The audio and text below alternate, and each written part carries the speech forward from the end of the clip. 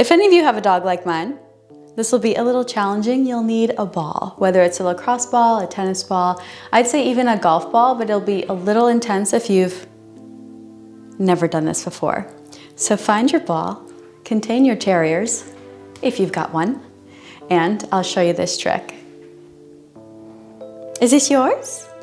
The first thing we want to do is assess our flexibility in our posterior chain.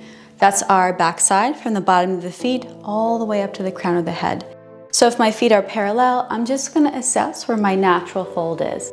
So depending on your flexibility, try to figure out where your hands are in relation to the floor. I already taught today, so I feel like mine is a little unfair. But try to remember where your hands landed or where they are in relation to your legs. And we're going to take the ball and roll the bottom of the foot. Now, if you've never done this before, it will hurt a little or a lot.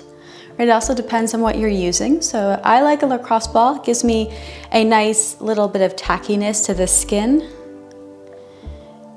And I'd say just getting started, tennis balls are a little easier.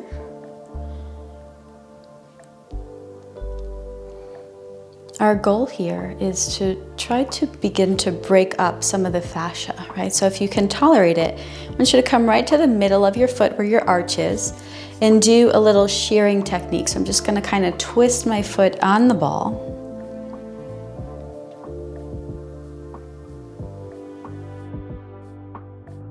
Do a couple more rolls back and forth.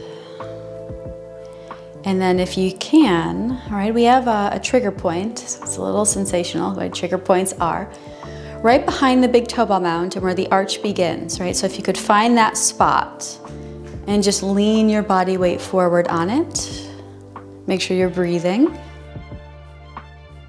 I like to come a little further forward with my body weight. Maybe try spreading the toes and then curling the toes. And then second side. So if you have a desk job, right? So you can always, and it's allowed, you can keep something underneath your desk, kick your shoes off, and you can do this while you're working. I wish I had this knowledge back in the day when I had a desk job. Another good time is when you're on an airplane, right? It's important that we keep that blood flowing while we're in those high altitudes. I always tell people to pack a tennis ball or a lacrosse ball on their trips. Or if you don't have a dog like me, you can keep this somewhere in your living room, maybe tuck it underneath your couch, do this at night while you're watching TV.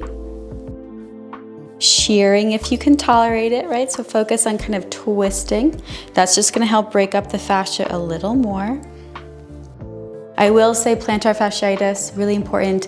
Do this regularly if that is an issue for you. Sometimes that condition occurs because everything gets locked up underneath the foot, right? And we need to kind of strip and shear to release it, right? So this is the treatment oftentimes.